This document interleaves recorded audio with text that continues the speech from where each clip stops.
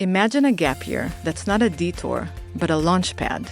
At the Shalom Hartman Institute's Yehuda Gap Year program, students spend a year after high school in the heart of Jerusalem, immersed in serious Beit Midrash learning with Hartman's world-class faculty, including leaders such as Donniel Hartman, Tal Becker, and Ilana Steinhain. Blending community, leadership, and rigorous learning, Yehuda pushes students from North America and Israel to grapple with the most significant questions facing the Jewish people and a Jewish and democratic Israel. If you're looking for a gap year where you're challenged, grounded, and ready for campus and beyond, learn more and apply at shalomhartman.org/gapyear.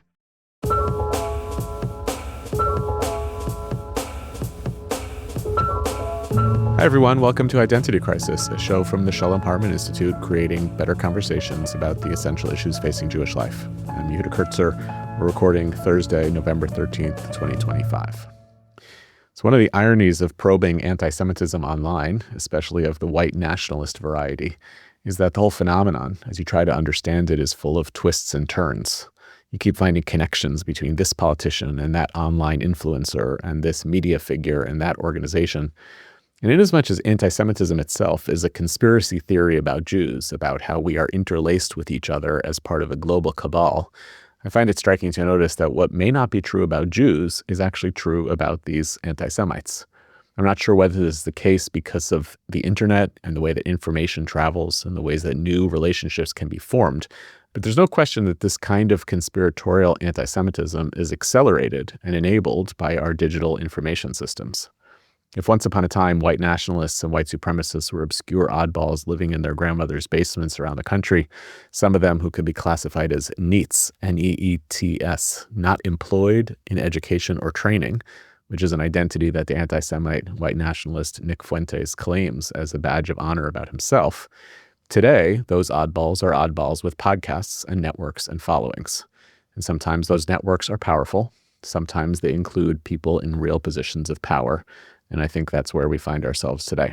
The most recent public unspooling of this kind of network is all over the news these past few weeks, based on an interview that Tucker Carlson did on one of his platforms with Fuentes himself.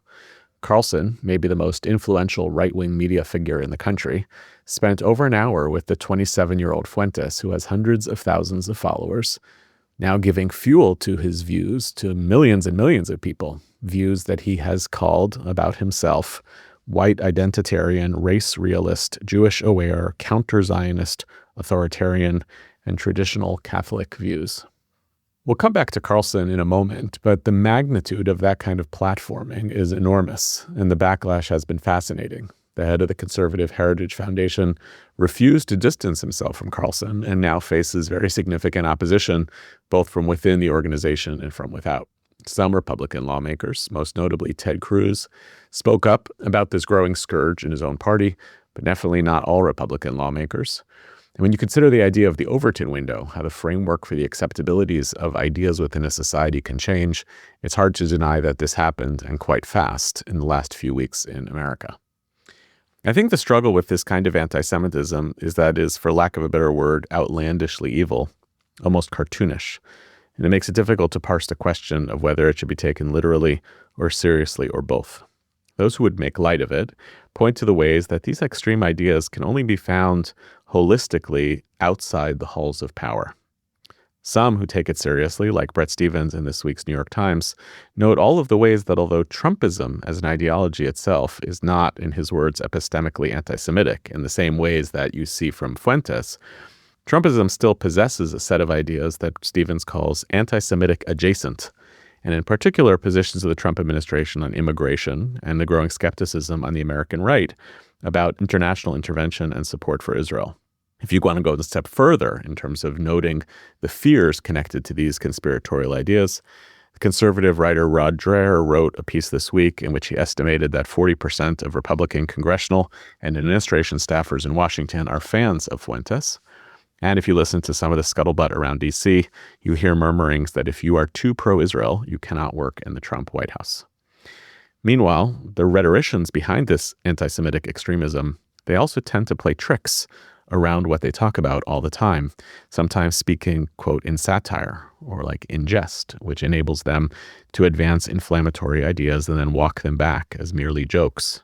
Other times it's thought experiments. Sometimes extreme ideas get advanced as a means of making free speech arguments or the case for viewpoint diversity. What's wrong with the free exchange of ideas? By the way, last week, less noticed than the Fuentes kerfuffle, Nurdin Kaswani, the leader of an organization called Within Our Lifetime, which is a violent anti-Israel organization that defended the events of October 7th. By the way, Fuentes himself called October 7th a false flag operation as well. Kaswani went on a rant on X saying, quote, "Antisemitism is not a systemic structural issue in the United States. Everyone knows this except for professional victims. There is a Nazi problem in the United States, and sadly, many of these Nazis are Jewish people. In fact, many Jewish people proudly proclaim that 95% of Jews are Nazis, in parentheses, Zionists. If you want to truly fight against the Nazi problem, I suggest you start with your own community." And we are still out here arguing whether right-wing or left-wing anti-Semitism is worse. Do those adjectives matter? And you know that thing about the boiling water and the frog? Well, folks, the water is boiling, but Pepe the frog is not jumping out. I'm joined today to talk about mostly Carlson and Fuentes, but this larger anti-Semitism problem in America with Yair Rosenberg. Yair is a staff writer at The Atlantic. He writes about issues of religion and politics and culture. He edits the newsletter Deep Shtetl. Yair, you have a lot of interesting things to say about a lot of different interesting things, but I know you tend to get called in to talk about anti-Semitism, especially these days, so I'm sorry about that, but I'm glad that you have the wisdom on these issues to be able to actually help us in this moment. And I want to start with Carlson himself. I want to ask you what happened. And I want to ask this because there's now a clip going around. I actually saw it from Stephen Powell of Lion Light Ministries, posted this clip of Tucker Carlson from C-SPAN almost 20 years ago, describing Pat Buchanan as an anti-Semite. Pat Buchanan is kind of the precursor to Carlson. And Carlson says very reasonably, and we're going to let our listeners listen to this clip, he says very reasonably, like, it's okay to be publicly critical of the U.S. relationship with Israel. It's okay to be critical of a lobby in Washington if you think it's acting against American interests. But when you keep fixating and talking about Jews so much, you have to start coming to the conclusion that somebody might be an anti-Semite. And it feels surreal to watch this nearly 20 years on and see that Carlson seems to have gone down exactly the same path. Can you give us some insight as what happened to Tucker Carlson as a kind of a mainstream conservative pundit to now trafficking in this anti-Semitic arena? It's always a dangerous thing to try to explain what's going on in somebody's head, right? Is it ideological commitment? Is it personal resentment? Is it a mix of the two? Is it one that leads to the other? I've heard all sorts of stories from all sorts of people because Tucker Carlson has been around a really long time. And he's had relationships with many, many different people all across the media landscape, obviously on the right, but also on the left. And everyone's got their own theories. And I don't know if it's really productive to try to figure it out.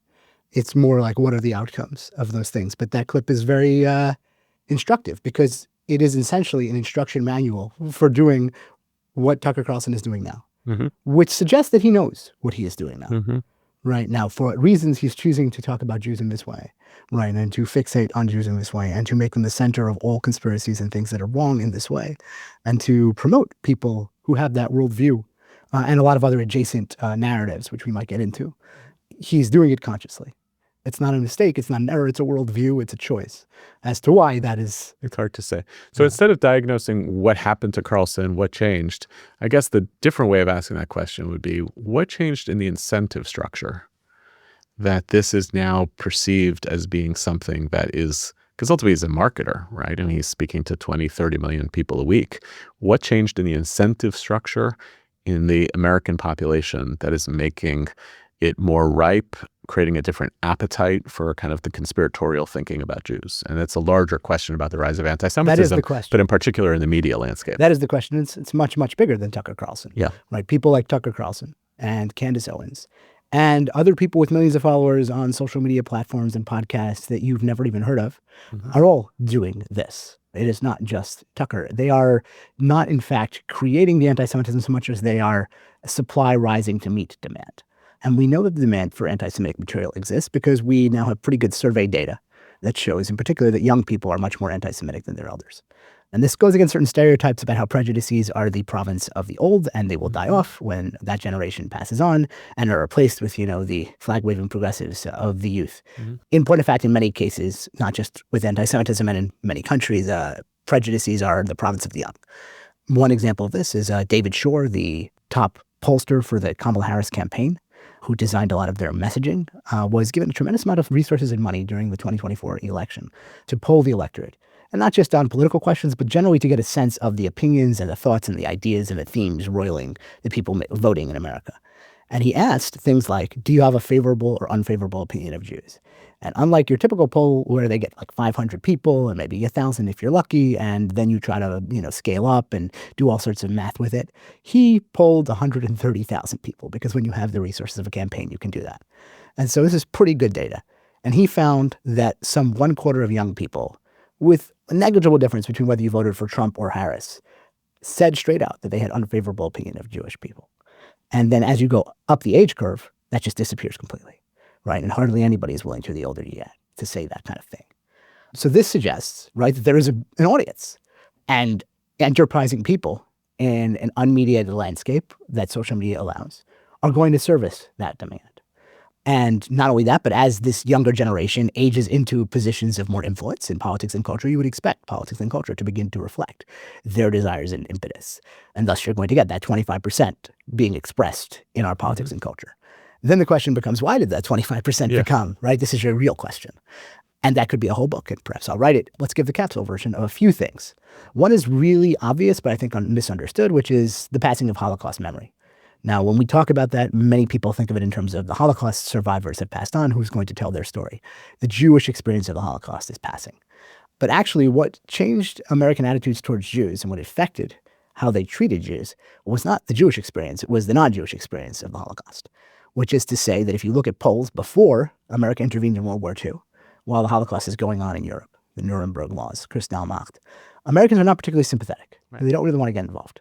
And you get remarkable polls which show, like Gallup found that, over 60% of Americans thought that the persecution of Jews in Europe was either partly or entirely their own fault. They blamed the Jews for the Holocaust that was descending upon them. That was already after Nuremberg, around Kristallnacht. After Kristallnacht, there was 70%, don't raise the Jewish refugee caps. There was a bill in Congress to let more children immigrate from Europe after Kristallnacht. It never even got to a vote. Mm-hmm. FDR knew this. He could read a poll. This is one of the reasons why he didn't raise the caps. It's why he didn't bomb the railway tracks to Auschwitz or Auschwitz itself. There wasn't a desire or appetite. Then you have Pearl Harbor. America enters World War II for American national security, entirely American reasons. And then we send men drafted from across the country, diverse backgrounds, because we have conscription back then. And so does Canada, right? And all these places, they all go to Europe and they defeat the Nazis. And by the by, they start liberating some of these concentration camps. And you have these letters from GIs, and they're saying, I was eager to go and liberate the camps because I wanted to see for myself, because I figured it was propaganda. And this would set my heart at ease to see that it wasn't as bad as I'd been told. And it turned out it was worse. This is what they write back to their families, right? Eisenhower famously brings in journalists and Congress people to see the camps, and he goes himself to say, lest anyone ever say, right, that this wasn't as bad as they said, right? I will have been there, and I've seen it and testified to it. This dramatically changes American attitudes towards Jews, their relationship to anti-Semitism, because to be American became to defeat the Nazis, to be against anti-Semitism. Mm-hmm. Anti-Semitism became in some ways anti-American, right? This becomes part of this myth of Americanism post-World War II.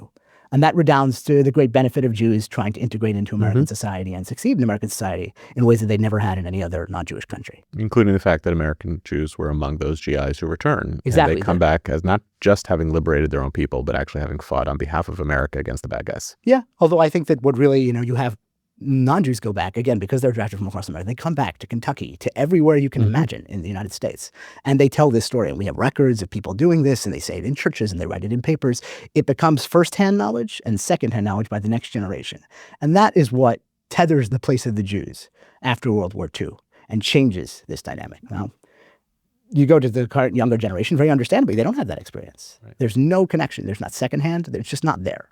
So we're reverting to the people who could say, maybe it was their fault, right? It could be suspicious. Let's keep out of all that stuff. It's not something we want to get involved in. Yeah, and there's a deeper critique that we've covered on the show before also about anti-Semitism and Holocaust education. Oftentimes universalizes a whole set of concerns that actually doesn't put in any context that hatred of the Jews is actually a driver of the Holocaust. So as opposed to this kind of either story of American exceptionalism and intervention across the world, which is kind of what the U.S. Holocaust Museum in Washington is about. It ends with the American GIs liberating the camps, or universal Holocaust education, which talks about man's inhumanity to man.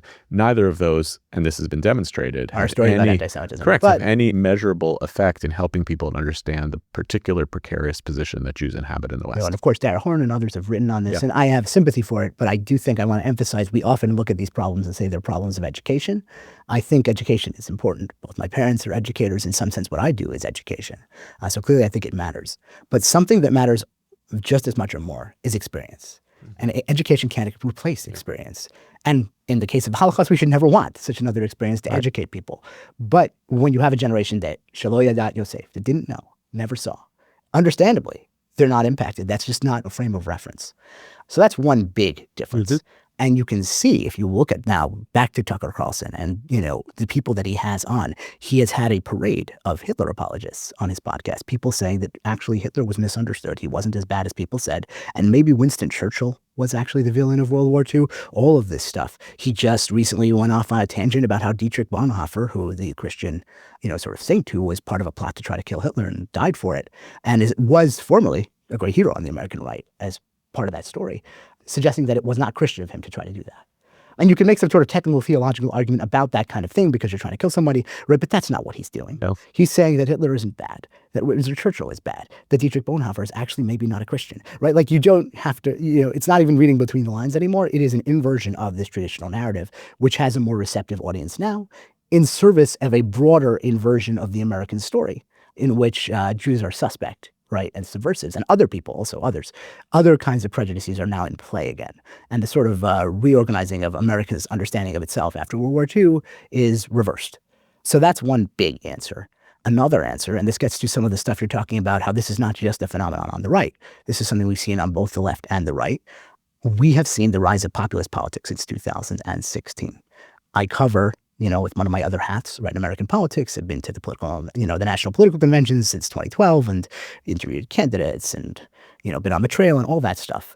And in 2016, we saw a populist revolt against both parties. One of them succeeded. That was Donald Trump and the Republican Party and a hostile takeover of the Republican Party. One of them was remarkably successful and shifted the direction of the party, but didn't actually capture the nomination. That would have been Bernie Sanders' revolt against Hillary Clinton.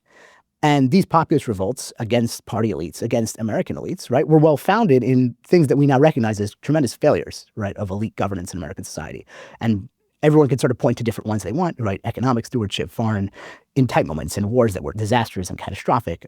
Some will point to academia and immigration and border control and all of these other things. Lots and lots of people, the media, my industry, right, people feeling that they can't trust what the media is doing. The media fell down on this or that thing or scandals and things like that. All of this comes together to create a lot of discontent with the people who have been running American society and seem to have not been doing a good job. And so that results in, as it often does in many countries and many places, in a populist movement against those elites. And populism is not inherently an evil thing, right? Populism can be a great corrective to elite mismanagement. It can result in corrective reforms, right, and new leadership. But populism is also a narrative about how the innocent masses have been screwed over by masterful manipulators at the top of the food chain, a shadowy cabal of people who are responsible for all your society's problems.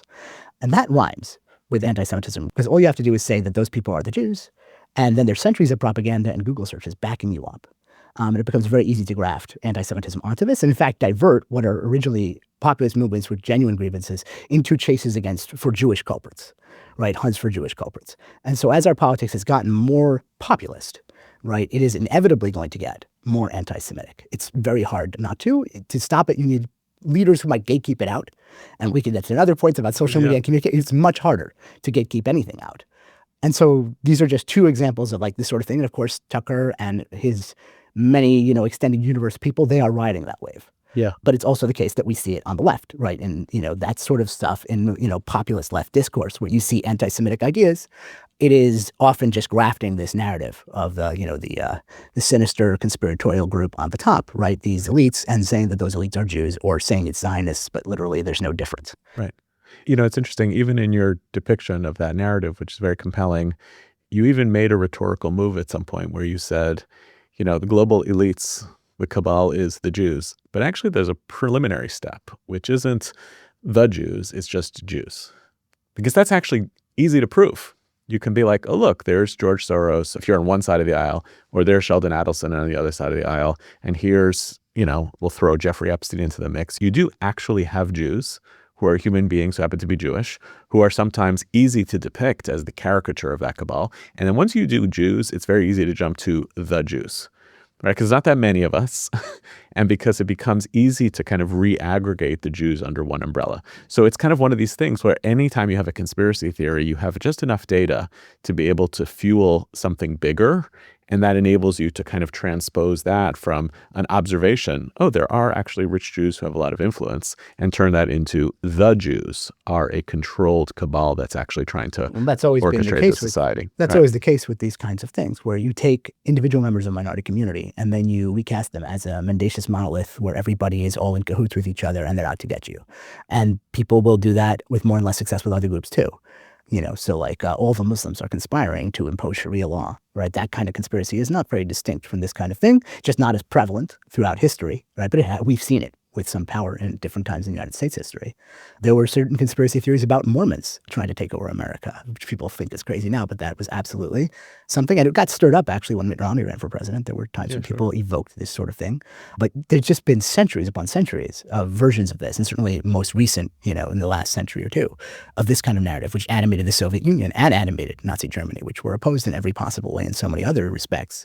But the thing about a conspiracy theory that says that there's a secret shadowy group that's behind all of your problems is that whatever your problems are, you can pit it on those people. So you might have totally different diagnoses of what the problems are, but you can agree on what the enemy is. And that makes anti-Semitism really potent and able to unite extremely unlikely allies. So for the Soviet Union, right, all of the, the capitalist superstructure, the exploiters of the workers end up being Jews, right? For, many, people on the left, the socialist left, the sorts of people who ended up thronging into the Labor Party under Jeremy Corbyn. There was a large group of those sorts of people. But then on the right, and in Nazi Germany and the like, and in just the nationalist rights elsewhere, the Jews are the Bolsheviks, right? They're the communists and the cosmopolitans, the people of no place, right, who are undermining society from within. And as you say, you can always point to Jews who are doing this, and you can even point to sometimes where they're disproportionate, right? Nobody is ever very interested in when Jews are disproportionately not somewhere. Like, I would like to know why we're discriminated against in the NBA, right? It's always in one direction. It's a very motivated reasoning, right? The jump from Jews to the Jews is something that people just don't do with. Let's put it this way, the people who do that will never do that with white people, which I think is correct, right? You should never say that, this young white man shot up a shopping mall. What will white people do about this, right? This is sort of a gag that some people on the left started doing that sometimes on social media in like the 2020s. It's a very bad one, right? It's a bad way to talk about people, but it's not the general thing. It's certainly the sorts of, anti-Semitic rhetoric we hear where people essentialize Jews into a monolith. They'll never do it to their own community, right? What we're all just saying is treat everyone with the same sort of heuristic. Yeah. And so that is the, you have the jump from Jew to Jews, right? And then you have this very selective definition of what is disproportionate, which only goes in one direction and only indicts one group. Rather than helps. Britt Stevens, in the piece I alluded to before, adds another layer to this, which I found kind of a provocative move, where he said one other piece that's gone wrong has been what he calls like the forced merger of conservatism and Christianity. And he argues that conservatism, at least in what he would consider kind of the heyday of conservatism in the 80s and 90s, the period that he is formed in, actually had something more of an embedded respect for religious tolerance as a kind of constitutional principle of what it meant to be conservative. And he sees the merger of Christianity with conservatism, a kind of takeover, as therefore importing some of Christianity's historical antipathy for Jews and its incapacity to be tolerant as part of a kind of a conservative worldview and creating that kind of oppression. I wonder what you think about that theory as a part of it. It's hard for me to make such straight lines because I think in general, every partisan of every ideology that I've ever covered always says that if people were truly conservative, if they were truly progressive, I saw this on Twitter no just recently, Scotsman, right? If they were truly post-liberal, I saw that this past week, right? They would not be anti-Semitic. It's definitionally impossible. And yet, historically, in actuality, that is not what happens. Because the truth is every ideology is subject to hypocrisy. Every ideology is subject to creating carve-outs and rules for disfavored communities. I'm sorry, but like Zionism does this in spades currently in Israel, right? If you pay attention to who is calling the shots and who is pressuring Netanyahu and making a lot of decisions. And everyone always says, but true this, the true version, right? And it's totally fine to advocate for a better version of something that doesn't have these things. But you're not going to make much of a dent in it until you recognize that there are these natural propensities. And I think that same is true of Christianity. There is a Christianity that is tremendously, can be tremendously oppressive to Jews throughout history. And then there's, Christianity of different stripes that has been tremendously welcoming, right? And that was also part of the American philo-Semitic experiment, right, in post-World War II, and deserves credit. So it's hard for me to draw this natural, alliance and say that these things all go together. I think it's just about whether there are good versions of these ideologies or bad. And then what are the fundamental forces that lead them to go along certain tracks rather than others? Yeah, it's interesting, though, to me to consider the ways that evangelicals play into the story, because one of the things that I've watched pro-Israel Jews say for about maybe 20 years now is we're going to be fine because America is becoming evangelical, and evangelicals have a special place in the hearts of the Jews because they support Zionism as state of Israel. And they tend to kind of make light of the theological implications of why evangelicals might support the state of Israel, make light of the fact that some of that implies that evangelicals would like Jews to leave here and be in the state of Israel, and forget about the theological kind of apocalyptic vision of the future in which Jews are meant to play a role, which is its own type of anti-Semitism, that Jews fit into a paradigm for the transformation of the world based on a Christian idea. But what's so fascinating is that has so visibly backfired in that next generation of evangelicals are becoming isolationist around Israel. And it almost feels, and you could tell me if I'm wrong on this analysis, it almost feels like you have one generation left of Republican leadership, which is embracing some of those isolationist ideas, but still has a kind of carved out exception for Israel. And it's going to become gradually incoherent down the line. So maybe you could give us some insight into what you think is taking place on the Christian right as it relates to these issues. Yeah, so I don't know if I'm an expert on the Christian right, but I can tell you what I have seen in my writing and reporting. I think that it's like every younger cohort in America, again, their narrative about Jews and their narrative about Israel is very different. And this notion that American evangelicals would be immune to any of that, right, was a folly. Setting aside the moral considerations and be sort of centering American support for Israel in what a certain group of non-Jews wanted, rather than perhaps listening to the American Jewish community more, which he didn't have any real interest in doing. But I don't think, for example, that there's a huge groundswell of evangelicals who want to ditch Israel. I think that there is a significant number of younger people who want to have a more normalized dialogue and conversation about Israel, and which is to say, this recent trend, which is really post-George W. Bush, of the Republican Party not just being supportive of Israel, relationship with Israel, but basically just enabling the most right-wing version of Israel and the wish list of whoever is the most right-wing person on Israel, both in the evangelical community and in the Israeli community. That does not actually make sense. It is not something that George W. Bush felt compelled to do. It is not something that any previous Republican president, despite they having evangelicals in their base, felt compelled to do. Not Ronald Reagan, none of these people. It's very unique. It happened under Trump under very unusual circumstances. And when you deal to one extreme, you often have a backlash, right, where you have people questioning that. And so that's one of those things. I don't think that all of these people are just immediately saying, let's sever Israel. That being said, when people respond to their critiques by saying, that's entirely out of bounds, that's anti-Semitic, you can't have that conversation. Well, what do you think is going to happen? They're not going to drop those questions. They're going to say, why don't you want to have that conversation? Especially in a very sort of distrust authority, distrust the system, distrust the elites kind of environment. And so you have a fair amount of that just going on, right? Which is a very normal foreign policy debate that some people are sort of seeing as something that's beyond that. So different Republican politicians are trying to navigate that and trying to come up with ways to, bridge these sorts of divides, both generationally and in the base. Someone like Tucker Carlson is not interested in that. Right. He's not interested in trying to come up with a rational way to discuss Israel, which is something I would support, right? As someone who's much to the left of the American right on Israel, right?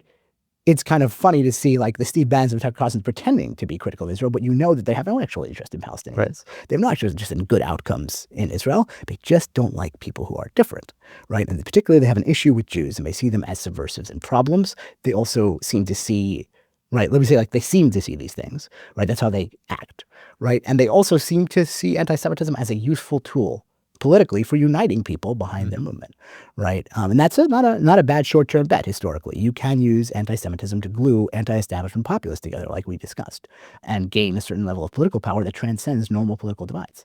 That's really handy. That's really useful. It tends to blow up in your face. It tends to destroy the movements that embrace it because they can no longer rationally solve problems because they're chasing phantom Jewish culprits instead of rationally addressing their society's issues, right? All of that long term is disastrous for society and anyone who's involved in it, not to mention the Jews who are targeted by it. But in the short term, it can become some good rocket fuel for a movement, and it does seem like some people are doing that. And they're pushing these people who have these sorts of questions into the most extreme versions of these questions.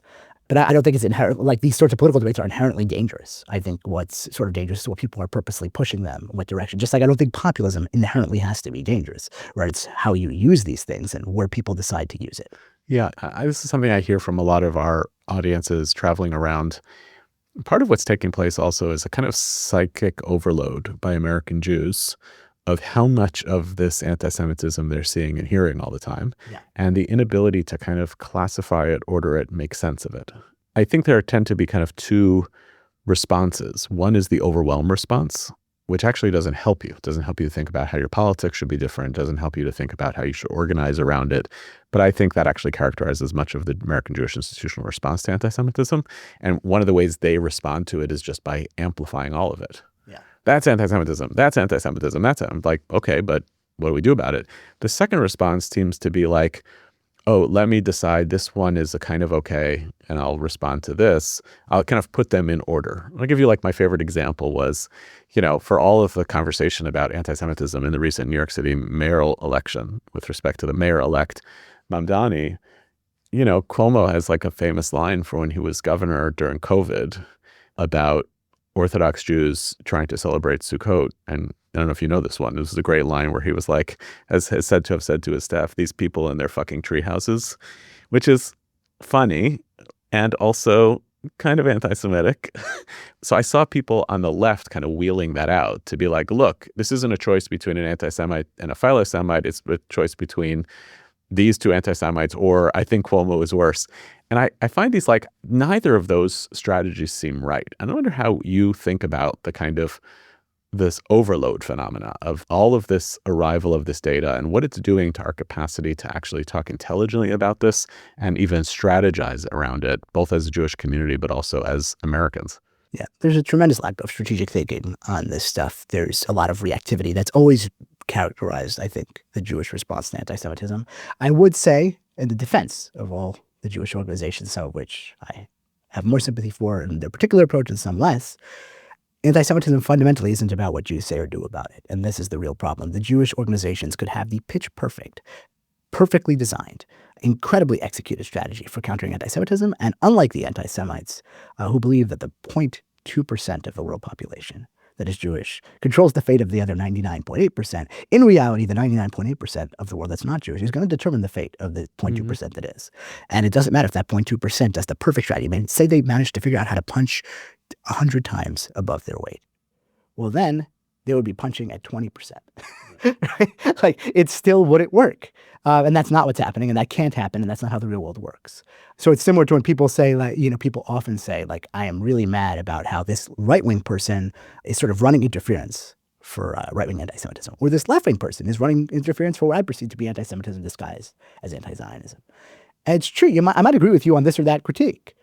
But if they didn't exist, if those people weren't running cover, if all the self-hating Jews, as they're so-called described, right, didn't exist, you'd still have all the anti-Semitic power structure, all the anti-Semitism would still be there, because the concept of Jews sort of trying to fit into an anti-Semitic power structure or running interference for it is an epiphenomenon of the power structure, right? It didn't create it.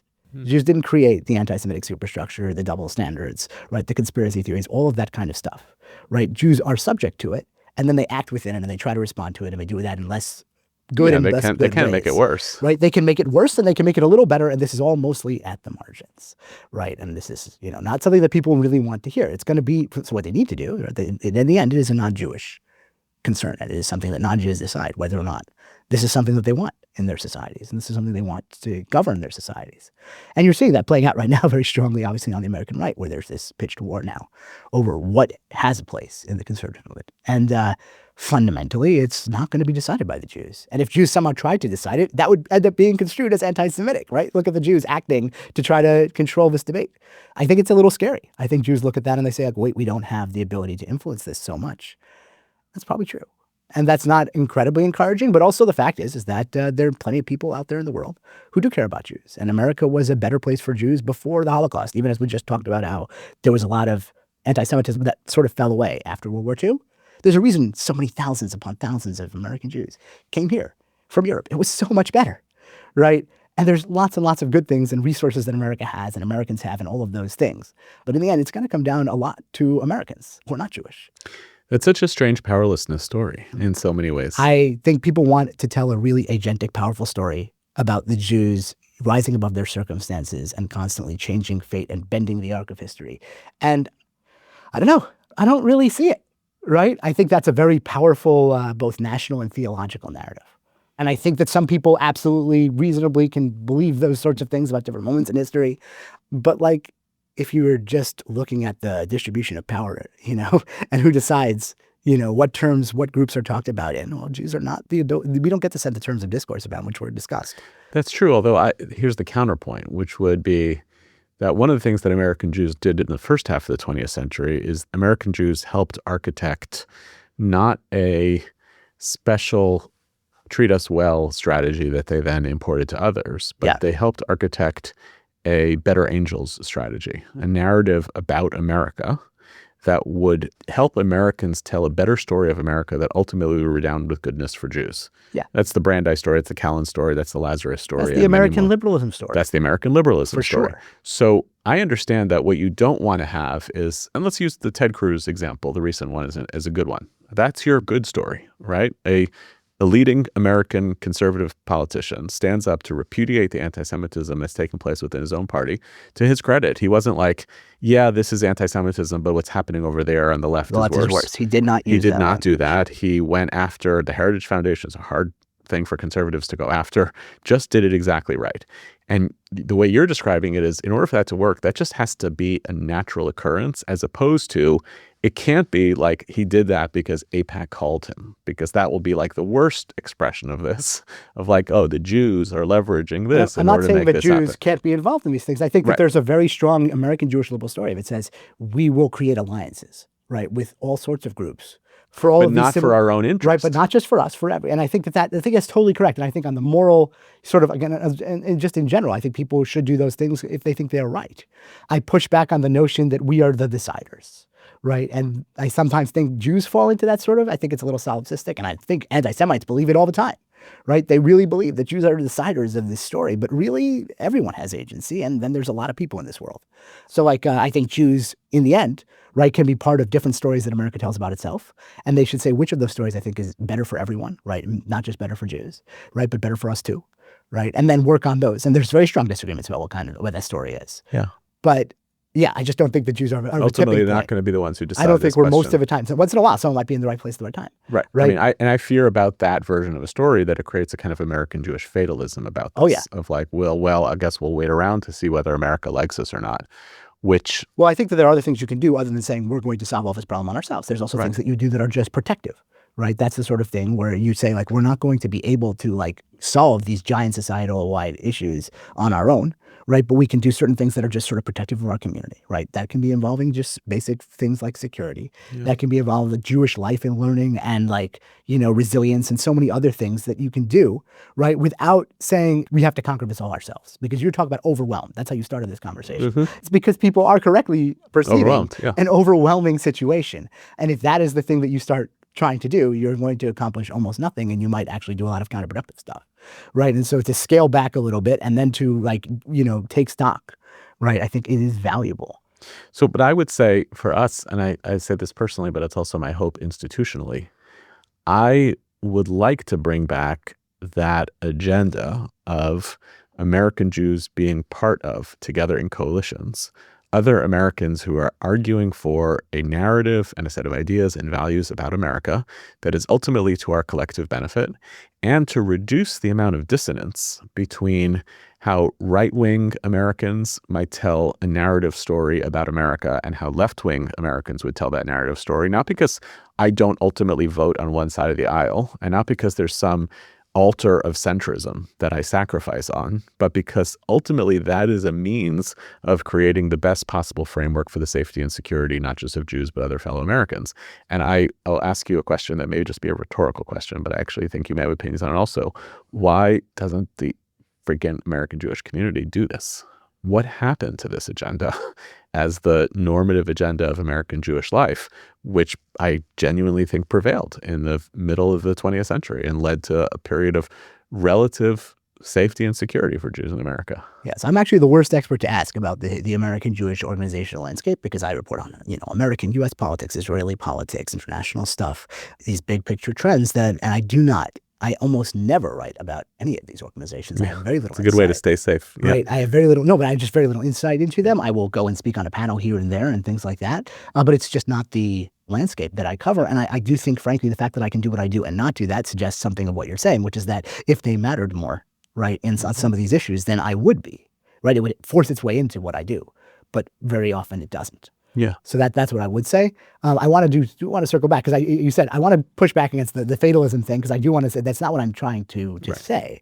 I am trying to give people a realistic appraisal of what the problems are and figure out how can we smartly address them. I also think that there are a bunch of things that people can get together on matters of common concern that don't seem like they're specifically Jewish coded, but in fact matter for Jews. And that may be a much more healthy way into it than just talking about this anti-Semitism, that, like you said. So think in terms of these big picture trends that we're talking about that are leading people to be more open to, say, conspiratorial anti-Semitism than they were, a generation ago.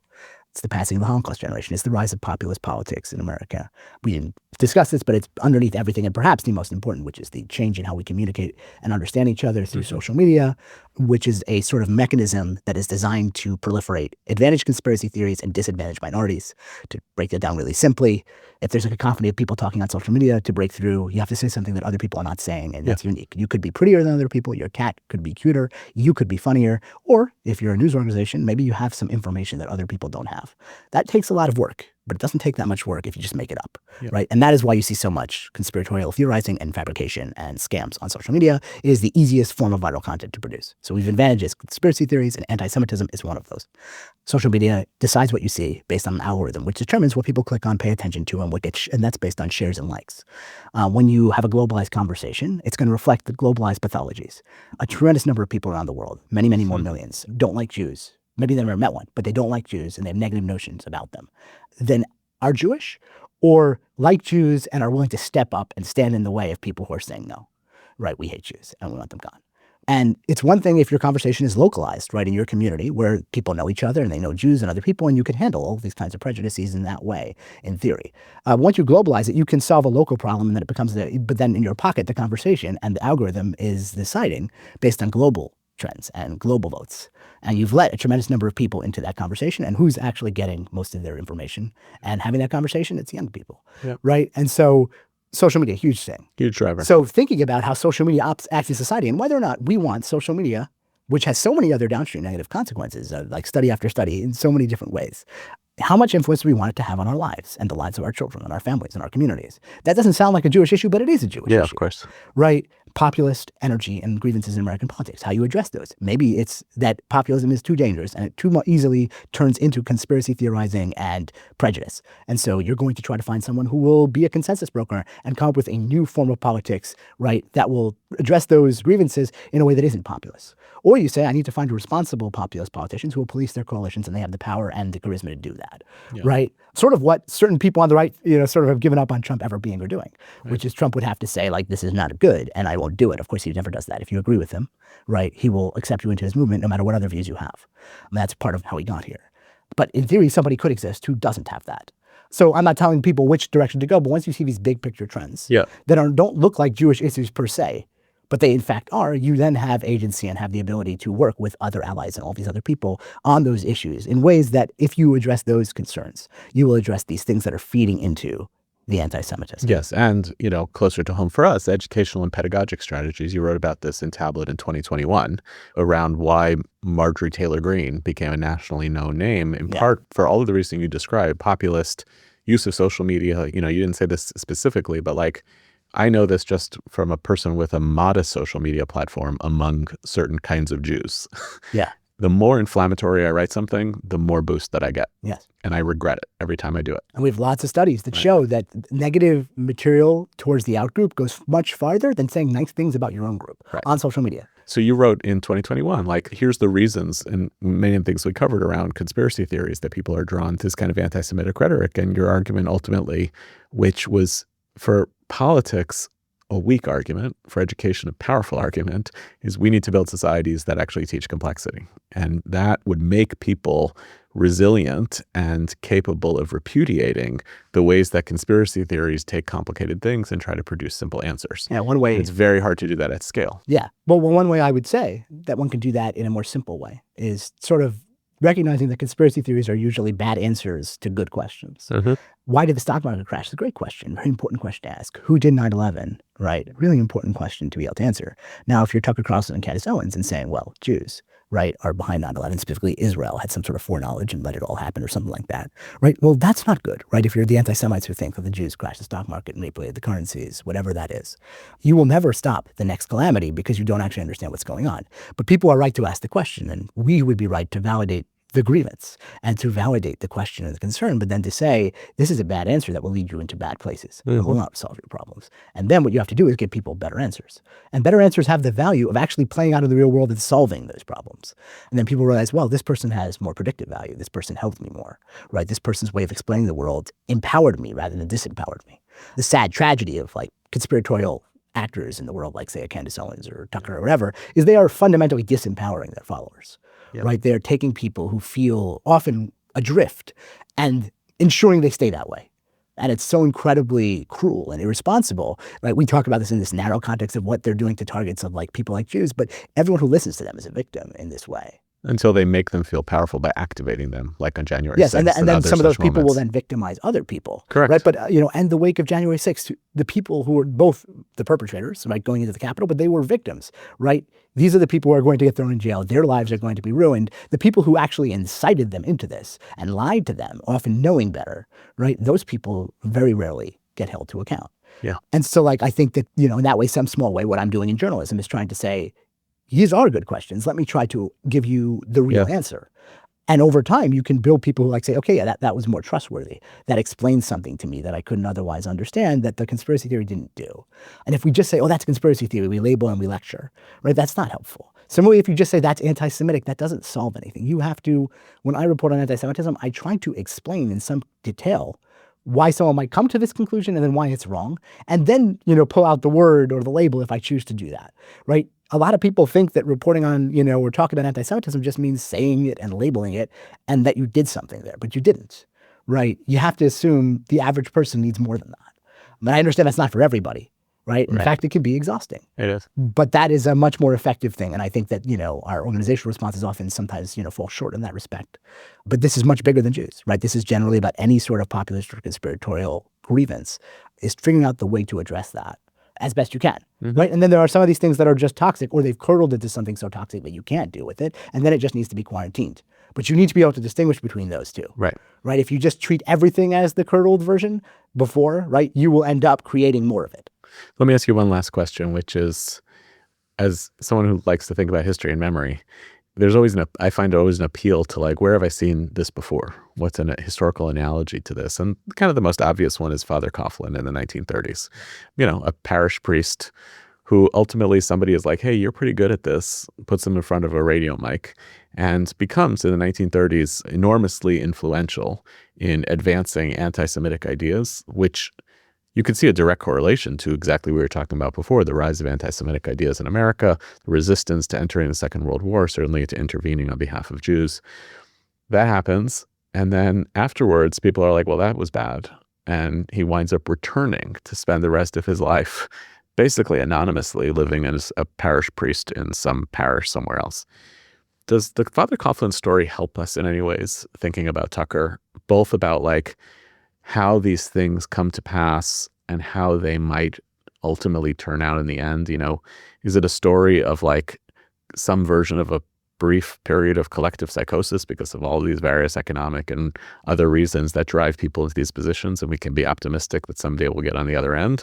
Or is this a story of almost the inevitability of these media figures leading a country in such significant ruin that their ultimate ending doesn't really matter? I wonder how that history actually helps us in a moment like this. Or if it doesn't, maybe it doesn't.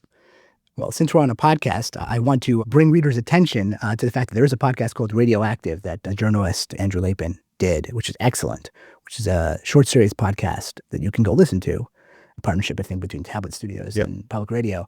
And it does a great job of recapping the Father Coughlin thing, and then at the end, just interspersing the things he was saying with the things that someone like Tucker was saying. And this is made years ago, right? Which is an example of all these trends, they're not new.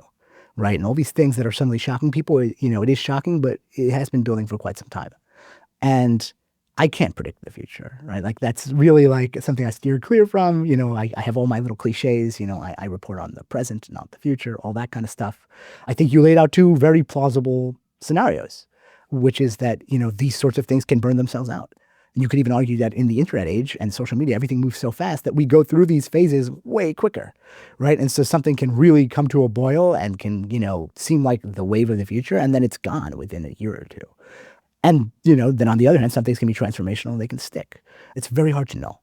I do think, though, what that story does tell us is that Father Coughlin is not a sort of one guy who drops out of the sky. He's feeding off of major social unrest and trends. And as some of those get resolved, right, some of his appeal goes away. And so that brings us to some of these sorts of big picture questions about what is fundamentally driving American anti-Semitism and then what you can do about it, and reacting not to like individual like symptoms, right, but saying what are these fundamental forces. And that to me is like not fatalistic, right? That is sort of an optimistic approach. It's saying that once you actually recognize a problem for real and like the real sources of it, you have the ability to grapple with it and to try to ameliorate those trends and to challenge them. But I don't know. I think Father Coughlin is very instructive. I think people should like pay attention to that parallel and recognize that our history does recur. And some comfort comes from that in the sense that we have faced these questions before and we have gone through it. And so, my hope is that we will again. Thanks. This is great. Thanks for doing it. Here are some other things that are happening at the Shalom Hartman Institute this week. We're proud to celebrate the 100th anniversary of Jewish Book Month with a conversation with Rabbi Joanna Samuels, CEO of the Marlene Meyerson JCC in Manhattan, and author and Hartman Research Fellow Tomer Persico, about his new book on a fundamental Jewish idea, that all people were created in the image of God. Join us in our New York office on December 9th. Learn more and register at the link in the show notes. If your high school-age child or student is looking for a gap year experience in Jerusalem that will propel them into lifelong engagement with the most pressing questions facing the Jewish people, check out Chavruta. Watch the recording of our recent virtual open house with Chavruta director Shira Ben-Simon Schoenfeld and current Chavruta participants. Find the recording and so much more at the link in the show notes. Thanks for listening to our show, and special thanks to our guest, Yair Rosenberg. Identity Crisis is produced by me, Tessa Zitter, and our executive producer is Maytal Friedman. This episode was produced with assistance from Annie Beyer-Chaffetz, researched by Gabrielle Feinstone, and edited by Seth Stein, with music provided by So-Called. Transcripts of our show are now available on our website, typically a week after an episode airs. We're always looking for ideas for what we should cover in future episodes, so if you have a topic you'd like to hear about, or if you have comments about this episode, please write to us at identitycrisis@shalomhartman.org. For more ideas from the Shalom Hartman Institute about what's unfolding right now, sign up for our newsletter in the show notes and subscribe to this podcast everywhere podcasts are available. See you next time, and thanks for listening.